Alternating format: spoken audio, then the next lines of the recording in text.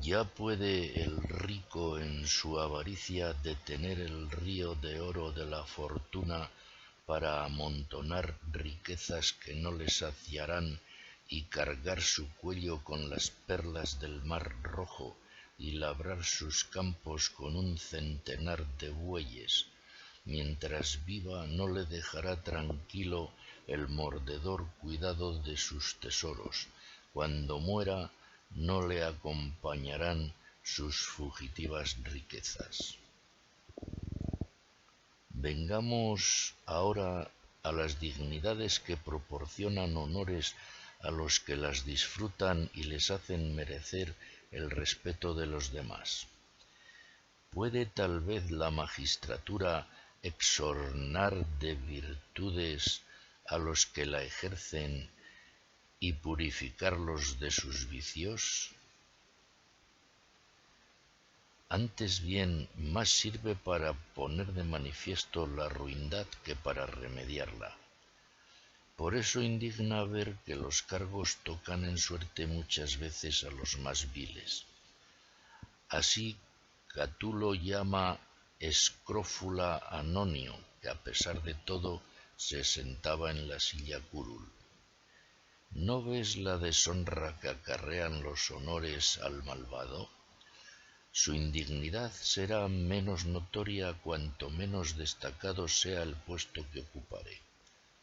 Por ti mismo lo sabes. ¿Fueron por ventura los riesgos a que te exponías los que te indujeron a hacerte colega de Decorato cuando adivinabas en él el espíritu del bufón y del ator más infame? No es posible juzgar dignos de respeto por su cargo a los que no merecen desempeñarlo. Por el contrario, a un hombre que conoces estar dotado de la sabiduría, ¿lo creerás indigno del respeto o indigno de esa misma sabiduría? De ninguna manera, porque la virtud lleva siempre consigo una dignidad que le es propia y que espontáneamente adquiere el que la practica. Y puesto que con los cargos públicos no sucede lo mismo, es cosa clara que en ellos no estriba el realce que da la dignidad. Se ha de notar a este respecto que si la vileza de un ser es tanto mayor cuanto más grande es el desprecio con que lo mira la mayor parte, la pública investidura que de por sí a nadie hace digno de los honores, más bien descubre la bajeza de aquellos a quienes expone al desprecio universal. Y no sin funestas consecuencias, porque los malvados hacen despreciables los cargos que ostentan, manchándolos con su contacto. Para que acabes de comprender cómo esas fugaces dignidades no pueden reportar el honor verdadero, escucha este razonamiento. Si un ciudadano, repetidas veces elegido cónsul, se presentara casualmente en un pueblo o país extranjero, ¿crees que allí le rendirían muchos honores en virtud de sus funciones? Si los cargos implicasen de suyo los honores, no perderían tal prerrogativa en ningún tiempo ni en parte alguna del mundo. El fuego en todas partes y siempre da calor.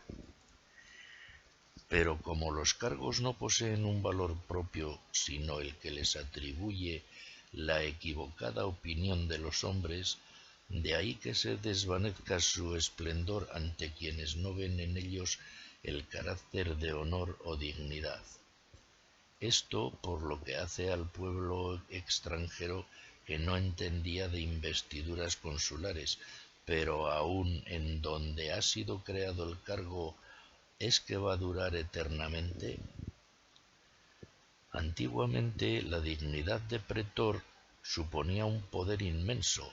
Hoy en cambio se reduce a un nombre vano, peor todavía, a una pesada carga para el orden senatorial. Igualmente era tenido por gran personaje el que se nombraba prefecto falto de abastos y recursos para el pueblo. Ahora es cosa tan baja que nadie apetece ya ese cargo. Porque, como ya te he dicho, lo que carece de valor intrínseco hoy parece que brilla para mañana eclipsarse según el gusto de la opinión. Si, pues, las dignidades no acarrean el respeto, si más aún se manchan al contacto de los malvados, si pierden su esplendor con la vicisitud de los tiempos, si por último la opinión de los hombres es capaz de rebajarlos, ¿qué bondad o belleza apetecibles pueden encerrar en sí, ni menos dar a los hombres? Aunque Nerón para el adorno de su persona gastaba la púrpura de Tiro y se cargaba de diamantes, todo el mundo aborrecía el esplendor y lujo desenfrenado del tirano, pero el malvado quería ganarse las voluntades dando a venerables senadores indignas sillas curules. ¿Quién a vista de tal proceder creerá aún que la felicidad pueda hallarse en los honores que otorgan los miserables? El trono y la amistad de los reyes son capaces de hacer a uno poderoso, y cómo no si la felicidad de aquellos perdura a través de los años. Sin embargo, la edad antigua, lo mismo que la época presente, están llenas de ejemplos de reyes que han venido a la ruina después de su esplendor. Menguado poderío que no ha sido capaz siquiera de salvaguardarse a sí mismo. Además, si el poder real es fuente de dichas, ¿no hemos de pensar que dondequiera que aquel falte, disminuirá la felicidad e imperará la desgracia? Pues bien, por muchos que sean los que estén sometidos a la autoridad de los reyes, forzosamente han de ser muchos más los que queden fuera de ella. Allí, pues, donde no llegue ese poder del que depende la felicidad, sobrevendrá la rebelión que traerá consigo la desgracia. De esta suerte, claro es que a los reyes está reservado mayor número de desventuras que de bienandanzas. Por eso un tirano que conocía lo peligroso de su condición simbolizó los temores y zozobras del poder regio en una terrible espada que pendía sobre su cabeza. Por tanto, ¿en qué viene a parar un poder que no es capaz de impedir la pesadumbre de las preocupaciones ni de esquivar el aguijón de la inquietud? Bien quisieran los reyes vivir en pacífica seguridad, mas no pueden, y después se jactarán de su poder. ¿Llamarás poderoso a un hombre a quien ves pretender lo que no puede alcanzar, poderoso el que se rodea de numerosa guardia, que teme mucho más de lo que es temido, que depende de sus mismos cortesanos para demostrar su poderío? ¿Qué diré de los familiares y allegados del trono tras de haber mostrado la inconsistencia de los reyes? Sucumben muchas veces aun cuando siga incólume el poder real a que se acogieron. Si éste cae, forzosamente los arrastra en su caída. Nerón obligó a Séneca, su familiar y maestro, a elegir el género de muerte que más le acomodara. Papiniano, que por mucho tiempo fue el más poderoso de los cortesanos, vióse entregado por Antonino a la espada de sus soldados. Y sin embargo, uno y otro intentaron renunciar a su poder y al favor de que gozaban. Séneca llegó hasta ofrecer su fortuna a Nerón para retirarse a la vida privada. Ninguno de los dos consiguió lo que pretendía, próximos como estaban a sucumbir arrastrados por el peso de su imperial influencia. ¿Qué suerte de poder es ese temido por los que lo detentan, que no se puede apetecer si no es sacrificando la propia tranquilidad del que no logra desasirse el que lo quiere dejar? ¿Se podrá confiar en la ayuda de amigos que crea la fortuna y no la virtud? El que se hizo amigo en el tiempo de la prosperidad se convertirá en enemigo cuando llegue la desgracia. ¿Y quién podrá perjudicar tanto como un enemigo que antes fue vuestro familiar? Todo el que aspire a ser poderoso, que aprenda primero a dominar la altivez del espíritu y jamás rinda su cuello vencido al yugo vergonzoso del placer. Pues aunque hagas estremecerse al país de los indos bajo el peso de tu ley, y se extiendan tus dominios hasta los confines de Tulé, no conseguirás verdadero poder si no logras desechar de ti la sombría zozobra, si no puedes acallar el clamor de la desgracia. Y la gloria, qué engañadora y vergonzosa es a veces. Con razón podía exclamar el trágico Eurípides: «Oh gloria, gloria, a cuántos y cuántos que no tenían mérito alguno has prodigado vida de grandezas». En efecto, son muchos los que deben su renombre a la falsa opinión del vulgo. ¿Puede darse nada más vergonzoso? Porque cuando uno se ve alabado mereciendo en su conciencia el vituperio, forzoso es que sienta vergüenza de sí mismo. Y aun cuando las alabanzas fueran justas, significarían nada para un sabio que ha de medir su felicidad no por el aplauso del vulgo, sino por su propia rectitud. En el supuesto de que sea hermoso y halagador el que el nombre de uno sea conocido, será feo y detestable el permanecer oculto.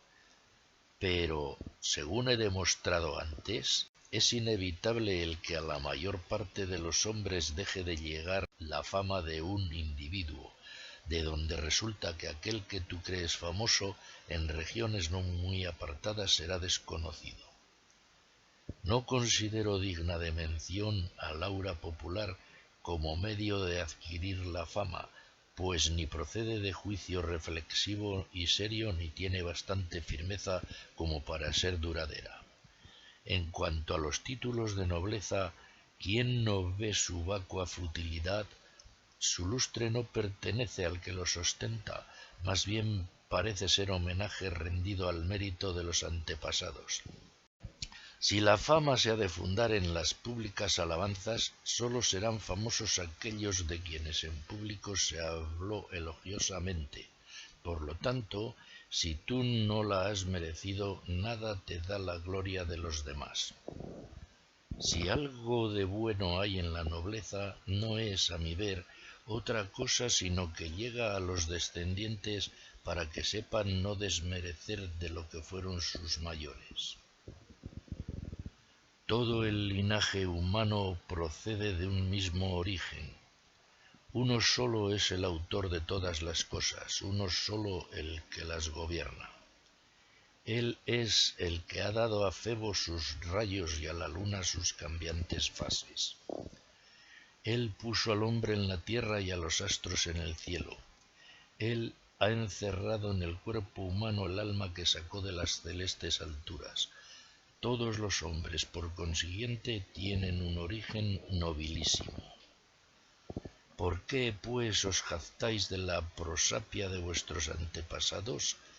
Si miráis a vuestro principio y reconocéis que Dios es vuestro creador, nadie habrá que no sea noble, si no es que por entregarse al vicio reniega de su origen.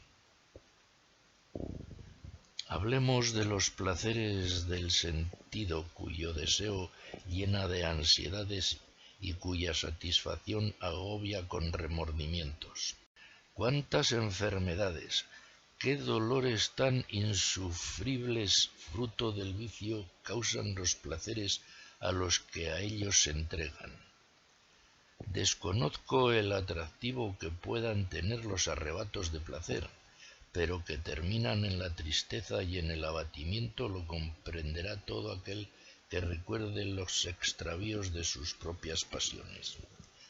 y si el placer puede dar la felicidad, ninguna razón habrá para no llamar felices a los brutos que no aspiran a otra cosa más que a satisfacer los deseos de su cuerpo.